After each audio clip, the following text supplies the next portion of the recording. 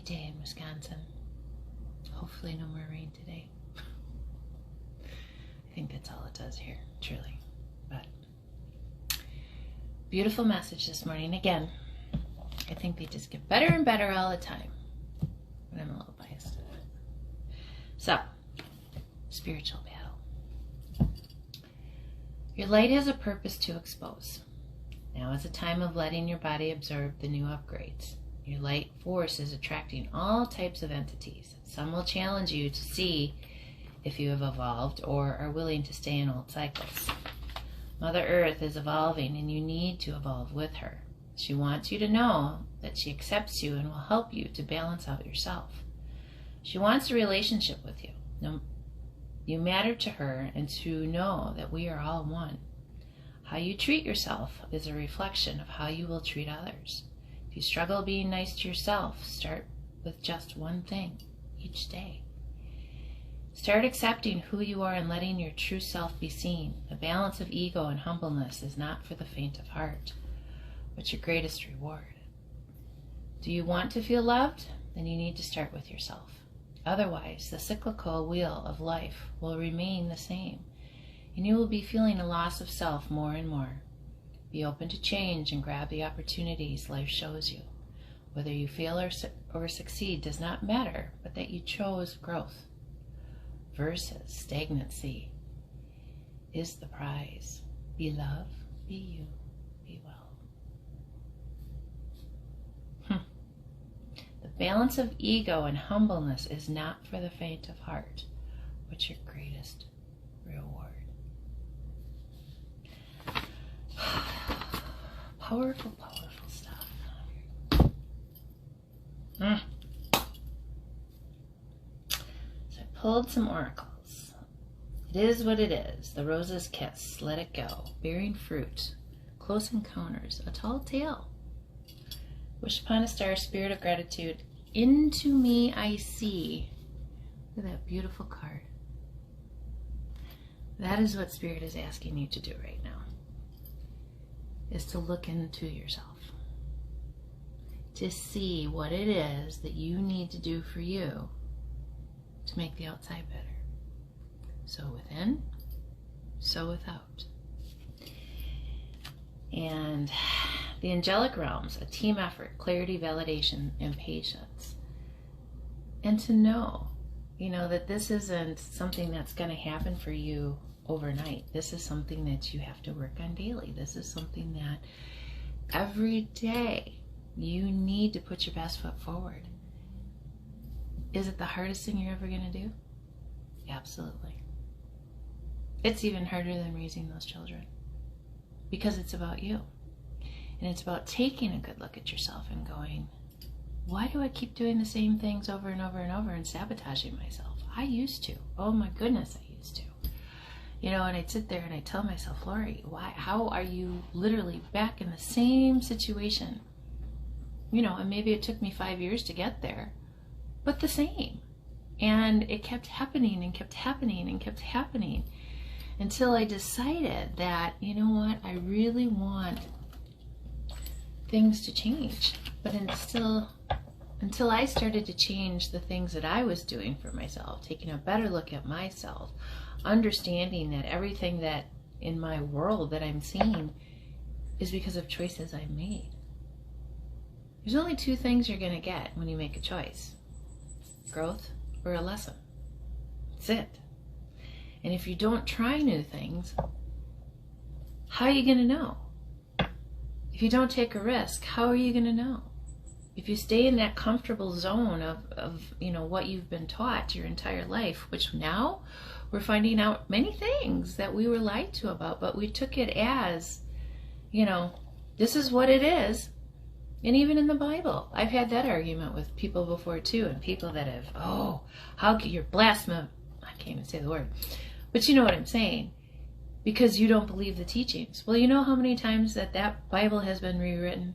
Do you know how many books they've taken out? Do you know how many times it's been altered? And again, it was written by men. People probably like me who have, the ability to hear and understand the messages that come through, but it's still an interpretation.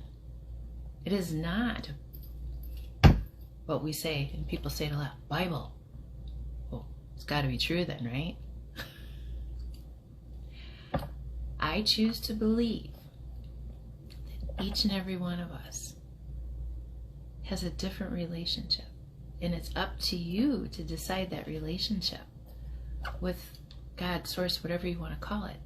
I have learned to become an omnist, which is somebody who believes in all the religions and takes a little bit from each of them, because you know what? They all have something purposeful that has meant something to me. And the more I look into it and, you know, study and understand, because I try to understand people. Been in human resources for 35 years. It's a long frickin' time. But why I've done well is because I feel I understand people, and I can 30 seconds understand who somebody is, because I see into their soul. I don't just see the surface. And I can see if there's a struggle, and I can see, you know, where the person's coming from. Is it just meaning that they want to be liked, or do they want to succeed, or, you know, do they need to have that affirmation? Everybody's love language is different. And love languages, I feel, are learned from childhood on, because it's the environment you grew up in. I'm an acts of service girl all day long, because I had to earn my love as a child. No one should have to do that. But I don't criticize, you know, my parents for that, because they were doing the best that they knew how, and how they were taught. But I knew, as time went on, things weren't feeling right. It wasn't sitting right in my soul. I knew there was something different. So I changed how I did things and how I looked at things, and, you know, how the world was presenting things to me. And then decided that I don't need to do things the same way everybody else does. Because you know why? I'm not everybody else.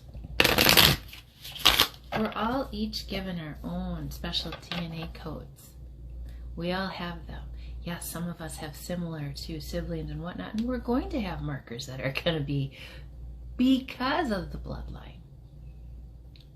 But also, you've got a few in there that make you just you. Even twins. They have one that is different than the other.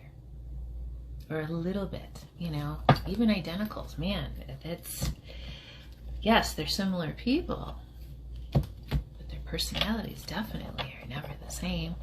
And it's not going to be the same, is because they're born at different times. And your time that you were born has a lot to do with your rising sign. If you've never checked it out in astrology, go check it out.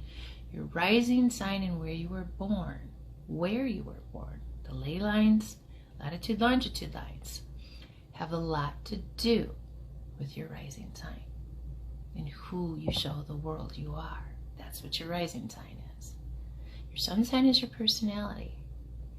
Your rising sign is what the world sees of you. And your moon sign is really, truly what you're connected to in your soul. Mine is a Libra, so I want things balanced. I want people happy. That's why I fight so hard for the underdog, you know, because they deserve to be seen and heard too. And love and kindness to them as well. You know, just because the world tells us things need to be a certain way does not mean that you have to be that a certain way, okay? Let's get one angel number. Both one in a while. 1414. Light up. Mood swings, respect, family, constructive outlet, quality. Focus on your needs, desires, and hobbies. Everything is more accessible with a light attitude. You will be blessed with new opportunities, a new friend, or an addition to your family.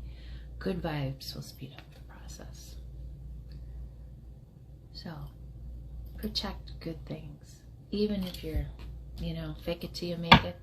I honestly believe in that sometimes, because my struggles aren't for somebody else to have to deal with. Unless I feel, you know, that they can help, or, you know, there's somebody I'm close to.